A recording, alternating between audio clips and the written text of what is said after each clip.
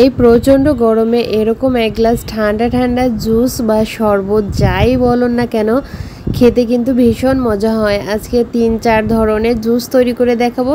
প্রথমে আমি এখানে তরমুজ নিয়ে নিচ্ছি। তরমুজটা ছোট করে কেটে একটা ব্লেন্ডার জারে নিয়ে নিয়েছি। স্বাদ মতো চিনি নিয়ে নিলাম, আর এখানে স্বাদ মতো অল্প করে একটু বিট লবণ দিয়েছি। ঠান্ডা পানি দিয়ে একসাথে ভালো করে ব্লেন্ড করে নেব। দুটো গ্লাস নিয়েছি, দুটো গ্লাসের ভিতরে এখানে বরফ কুচি দিয়ে দিলাম। একটা গ্লাসে তরমুজের জুস দিয়েছি, আর একটা গ্লাসে আমি অর্ধেকটা পরিমাণ দুধ দিব। এখানে জাল করে নেওয়া ঘন দুধ দিয়েছি, আর অর্ধেকটা আমি তরমুজের জুস দেব। দুটো খেতে কিন্তু দু রকমের টেস্ট হয়। অবশ্যই আপনারা সবাই ট্রাই করে দেখবেন। হয়ে গেল তরমুজ দিয়ে আমার 2 রকমের জুস তৈরি। আর এই প্রচণ্ড গরমে এরকম এক গ্লাস ঠান্ডা ঠান্ডা জুস যদি খান তাহলে শরীর মন দুটোই ঠান্ডা হয়ে যাবে।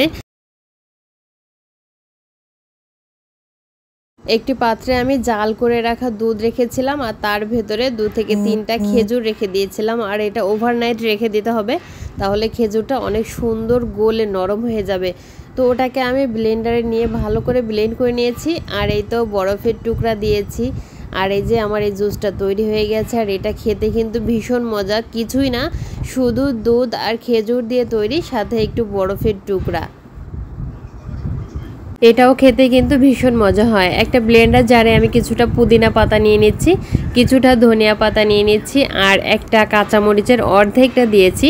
কাঁচামরিচটা যেহেতু অনেক ঝাল তাই আমি অর্ধেক করে দিয়েছি, আর অর্ধেকটা লেবুর রস করে দিয়েছি। সামান্য ঠান্ডা পানি দিয়েছি, 1 চা চামচের মতো চিনি দিয়েছি, সামান্য বিট লবণ দিয়েছি, একসাথে ভালো করে ব্লেন্ড করে নিয়েছি।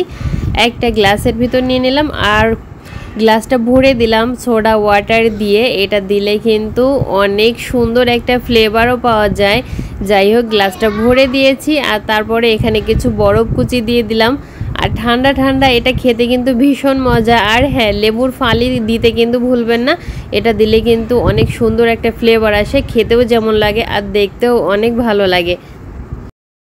তৈরি হয়ে গেল 4 ধরনের জুস, অনেক মজা এই জুসগুলা। আর এই প্রচণ্ড গরমে যদি আপনি এরকম এক গ্লাস জুস খান তাহলে শরীর মন দুটোই ঠান্ডা হবে।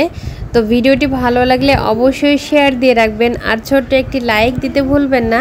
আজকের মতো এখানে বিদায় নিচ্ছি। সবাই ভালো থাকবেন, আপনাদের জন্য দোয়া ও শুভকামনা রইল। আল্লাহ হাফেজ।